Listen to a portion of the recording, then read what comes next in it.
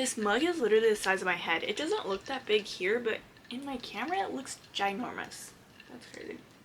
Hello everyone, my name is ShaineRiley and welcome to Vlogmas. I believe this is day 7.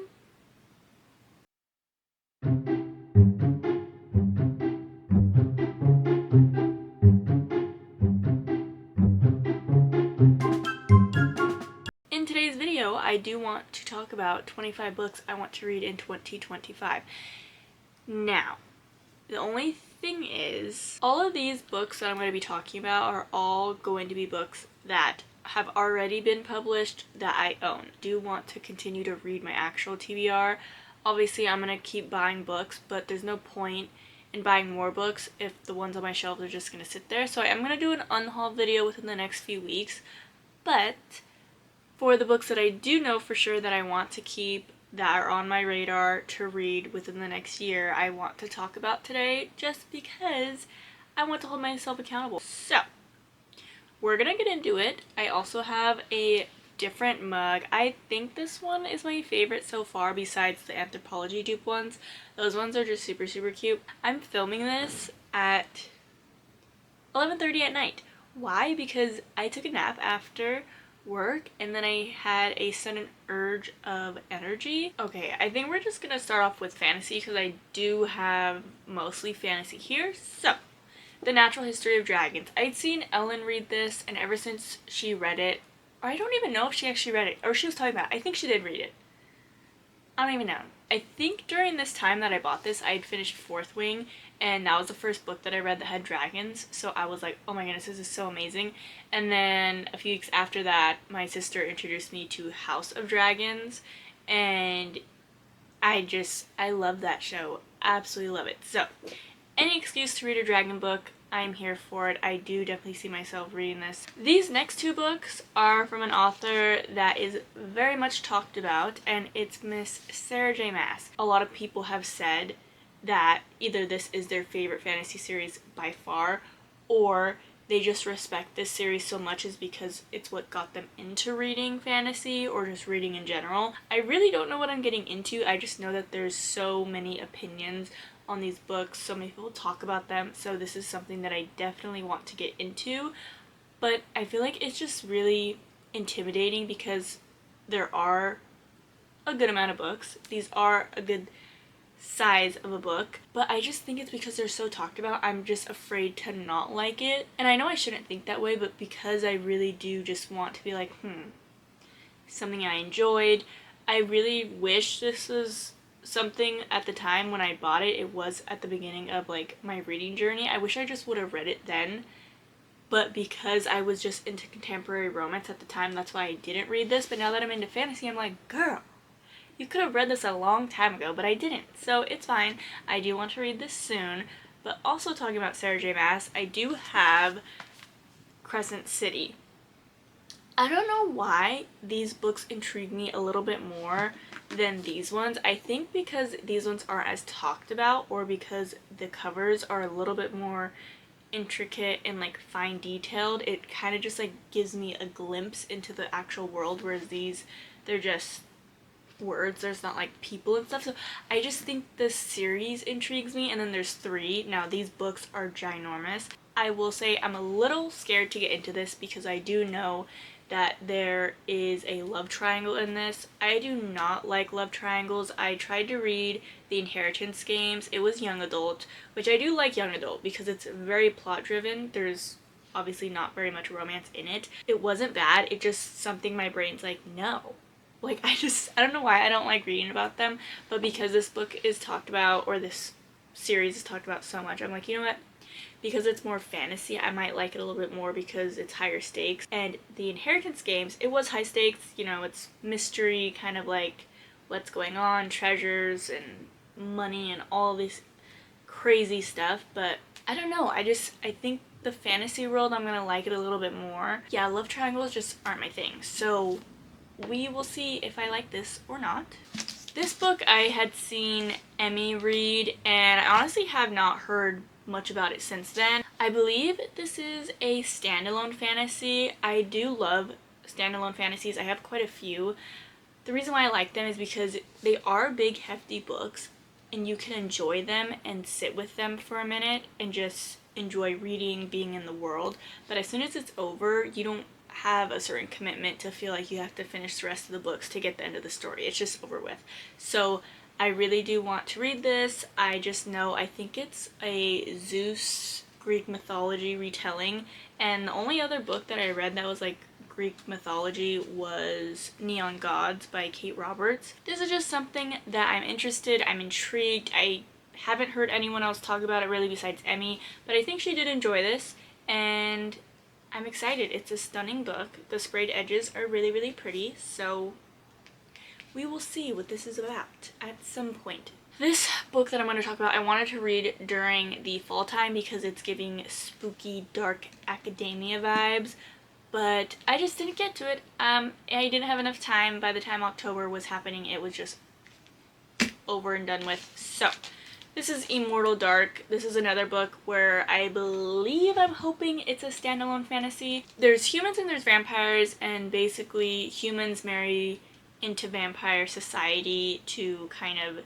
get a higher social ranking, but someone's sister goes missing. I don't know if that means she like got kidnapped or she was like married off by her family and then she's like, wait, where's my sister? So like, I don't exactly know what that entails. I remember reading the synopsis at the time and it was really, really interesting to me. It's about vampires. I wish I honestly would have read it during October to get the spooky vibes, but it's still dark academia. I think it will be fine. I am really excited about this one as well. I cannot wait any longer to read this series. I am so intimidated because there's 12 books in this, and I'm afraid I am going to get bored at some point, but there's certain girls that I watch that I absolutely love their content and we vibe with the same kind of books that we like, and they rave about these books. You have two twin sisters, and I believe they are waiting to inherit some type of money, but they have to attend this school in order to reach a certain age to inherit this money, but the kids there just don't want them there, so they try to kick them out, and I think it's really drama based and stuff. So another series I just want to get into and I need to read. I need to know what it's about. I believe this is also dark academia. I don't know if it's young adult or not. We will find out eventually, but nonetheless, I'm very excited about this. I have been wanting to read this author for so long. I want to get into the Magnolia Park series. I think for my Christmas gift to myself, I'm probably gonna buy the Magnolia Park series. I want to read these books so bad. They're not fantasy related, but I really want to read them in the springtime. I don't know why. I feel like that's the perfect time to read them. I want to buy the indie covers of them.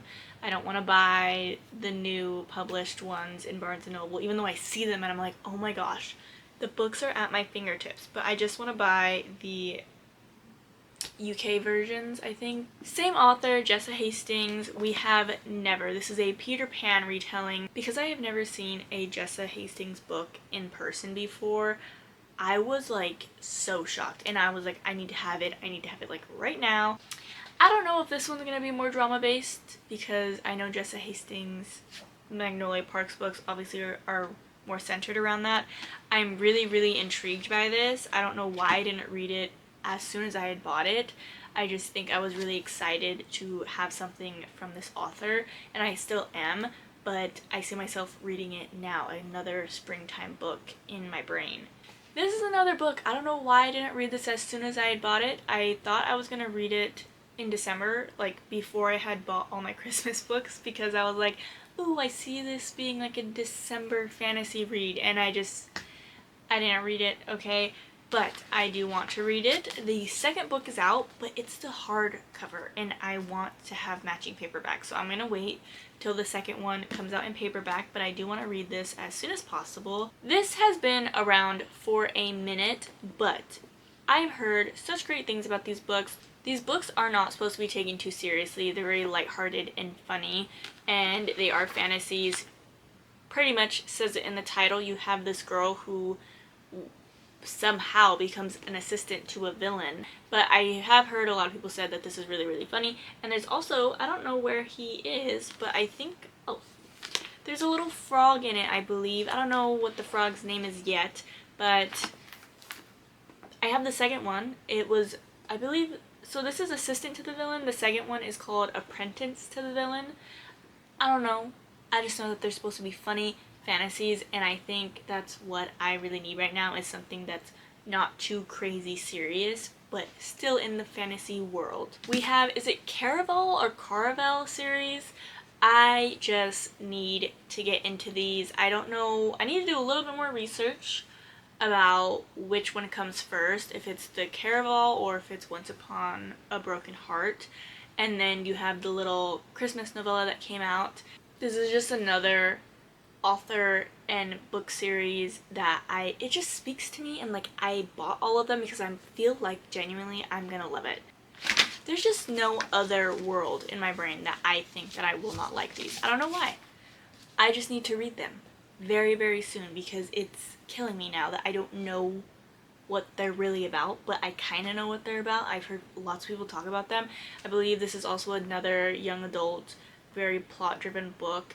I think, what was it? Oh, people were saying, so I did read Phantasma, and people were saying that these books were kind of like the YA version of Phantasma, and I loved Phantasma, so I'm like, you know what?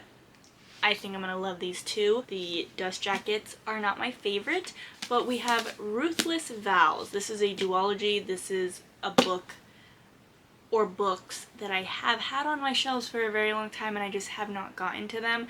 I don't know why, but because it's fantasy, like I've said before, I'm into fantasy right now. I do want to read these, but every single time I see this cover, I'm like, this is so ugly. I do like the other one. What is it? Oh, the other one is Divine Rivals, but when people have the Europe editions, I'm just like, are you joking? They're stunning. There's actual people on the books, so that's okay. It's obviously what's in the actual book that matters, but it does make me a little sad because I'm like, ugh. I think that's it for fantasy books. I'm gonna start to get into, I think, like mystery, thriller, whodunit type of situations. Okay, this is a book I thought I was gonna read. I don't even know what TBR this was a part of, but Lucy Foley, we have the Paris Apartments. I have I believe this is like an interconnected series or trilogy or something, but there's 3 books. They come in a box set. I believe I thrifted like 2 of these and the other one I had actually just bought from Target, but I need to know. Everyone's a neighbor, everyone's a suspect, and everyone knows something they're not telling. So this seems really interesting. It just seems like a little dark and mysterious and in Paris, and it's like, ooh, what's going on? So I need to read this. I definitely think that I'm gonna get into a lot of kind of like mysteries, thrillers. Is that the genre, like thriller mystery? This one I've seen a lot of talk about initially on TikTok. None of this is true, but I think Madison Kate had listened to this on audiobook and she said this was really good, I think. So that's why it kind of got brought up to my attention again, because I was like, wait a minute. I have this on my shelf and I have not read it. So this is just another kind of like mystery type of deal, I think. This has something to do with some sort of podcast, and I just feel like podcasts have been taking off and they're super, super interesting. I'm very intrigued to what this is about. It's about 2 girls and like they bump into each other a random night out and they have like the same birthday, and then like they're learning more about each other, and I think one girl, like, stuff starts to get uncovered or something. I don't even know, but seems interesting. This is another one. I'd seen Sarah talk about this. I'd seen Madison. She read this. She absolutely loved it. This is another one that I see myself reading in the springtime. The God of the Woods. It says this is a story that invites readers into a rich and gripping dynasty of secrets. So, anything that has to do with secrets, uncovering them, figuring them out, if it's a little spooky and weird, I'm here for it. So I just know that people have talked about this and they've said good things. You get them done so fast and then it's like, boom, what happened? Like, I don't even know. This is another one. I believe Madison talked about this in audiobook version form. She heard it. I don't even know. Oh, I remember this and I was like a little sad, like just reading it, because it was sad, story sad, obviously someone dies, but Basically, this girl is found wandering the streets with her best friend's blood all over her, but she doesn't remember a thing. So I believe I had watched Madison talk about this, and she said it was really, really good. And I think this girl comes back into the town, and there's this podcaster, and he's like, hey, we can have you on this podcast. And I think she's maybe reluctant to be on it because she doesn't want to get stirred up in the media again, but then she also really wants to figure out what happened to her friend. So I think they try to solve it together, and I don't know, I just have to know what this is about. It seems so interesting. It seems very, very fast.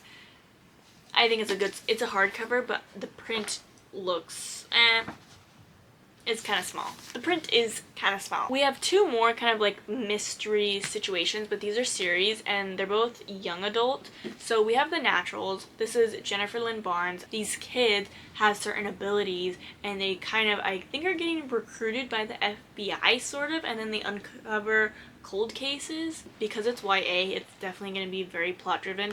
These books, honestly, I don't even know how I didn't finish the Inheritance Games, because I feel like Jennifer Lynn Barnes' writing is pretty standard, or it's kind of big. Like, the words, you can get through this so fast. I want to read it. I want to read it, and I need to know. A Good Girl's Guide to Murder. I was going to read this, I believe, in like 2 of my TBRs that I picked for whatever months. I didn't.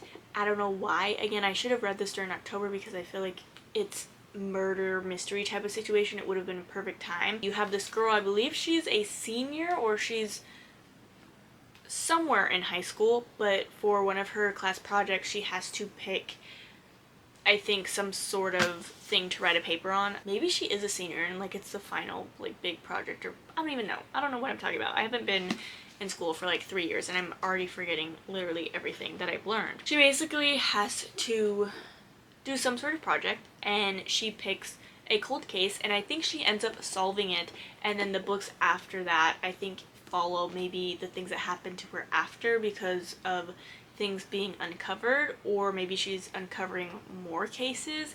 I'm not sure. I just know that anything that has to do with a cold case I'm interested in, because obviously we know it's gonna get solved, and I'm like, how does it get solved? How is this high schooler solving a cold case? I need to know. Penelope Douglas. This is another book. I think it was on my October TBR or something, and I just want to know. There's a lot of mixed opinions. I feel like when I first joined TikTok, this was another book where it was its own separate type of, again, dark romance situation, so I feel like it was its own little corner in TikTok. I want to know my opinion. I've heard lots of crazy things. The words are really small, but I've heard lots of crazy things about this. But I'm just like, what if I don't even like them? Because they are dark romance. I feel like it's a very niche type of genre, and you either like them or you don't. And for me, I am still kind of like iffy on certain things, so I don't know until I read it, so I need to read it.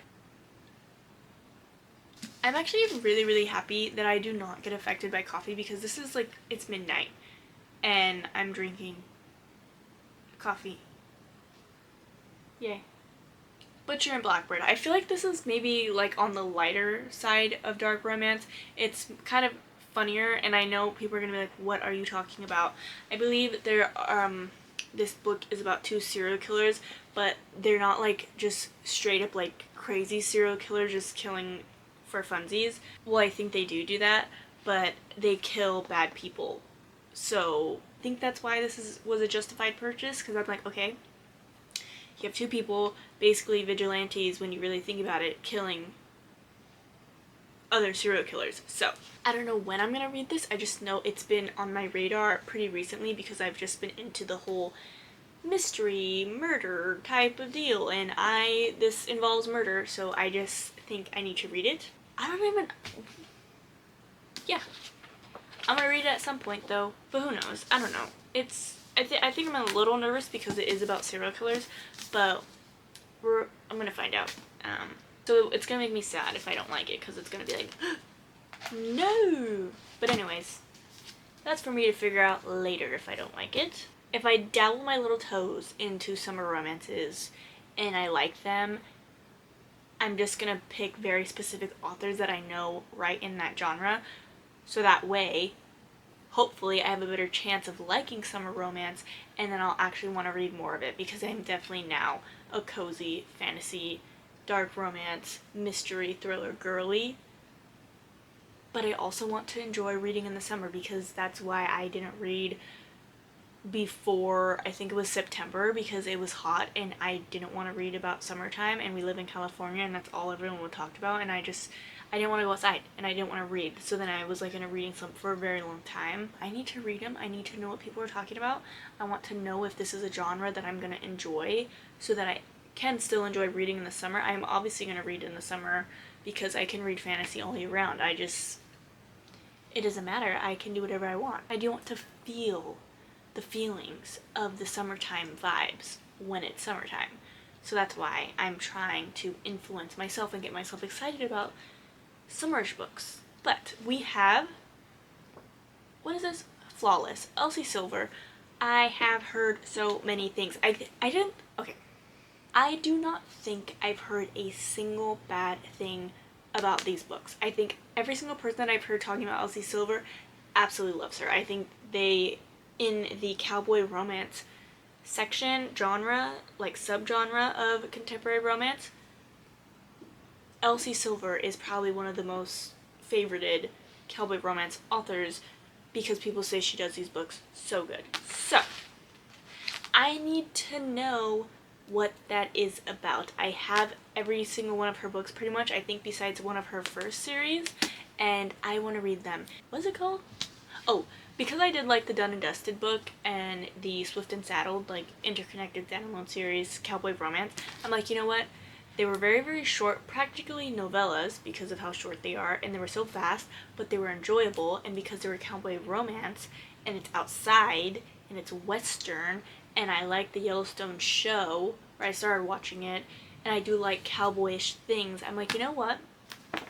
Why wouldn't I like this? I think I would love it. So I need to read it, and perfect time is summertime, and it wasn't happening. My brain was like, I don't like the beach because there's sun. I got a 2nd-degree burn one time from the sun, and I used to play softball, travel ball, so I was in the sun all the time, and I just am now hibernating for the rest of my life. And there's sand, it smells, there's seaweed, seagulls try to attack you and take your food. I don't like it. It's just dirty, it's nasty, it's gross, so I don't like it. It's a summer I turned pretty. These books are very, very tiny. They just seem very, very cute and summer-ish. That's really all I have to say, but I do know that there's a TV show and people really, really like the TV show as well, so I do want to read this because there's a show. I need to watch it. I want to get into the summertime spirit of everything, you know? A lot of people have said that Abby Jimenez is good at putting deeper topics in her books to make it very real, but she does it in a way where you still get enjoyment from the contemporary romance side of everything. So I just need to read it. Obviously the cover is very much summer, but then she has a new release coming out in 2025, and that one also looks a lot like this cover, and I love this cover, and I want to read that one as well. So I do think that there's 2 more books. It's like an interconnected series to this. I don't know if I want to read them or if I just want to read this. Don't know. I just don't want to mess it up for myself, but I think I am just going to probably read this because they are mostly interconnected standalone, so you're not really messing it up for yourself if there's tiny little cameos with certain characters. Definitely gonna read this during summertime. The last book that I have is Funny Story, Emily Henry. I have every single Emily Henry book. She does have another release coming out, but this is the only book recently that has caught my attention. I will say her previous books, I don't really care for the covers, but I do have all of them because they're all summerish, and a lot of people love her, so I think I'm just also going to do a whole reading vlog of reading all of her books, this one being the last one, to catch up with all of them, and then I'm going to read her newest release. So I'm really, really excited. I've heard, I think, lots of things about this one specifically, and Happy Place. I think that one is called Happy Place. I'm excited for all of her books, and most excited for this one just because the cover is very intriguing. It's very bright and out there, very simple, I think, compared to her other ones. I was sad though when I went to go buy this. It was in hardback, it wasn't paperback, and all her other books are in paperback, but it's not that big of a deal. And it's pink. the book, so that's really, really cute. So that's pretty much it for all 25 books.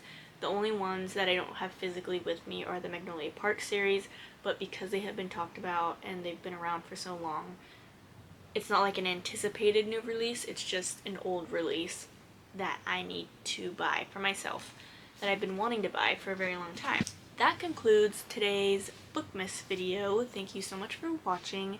Make sure to like and subscribe. If there's any other books that you think I would like from the books that I've shown here, please let me know, because I just need any excuse to buy more books, of course. But I'm excited. I'm excited for the new year.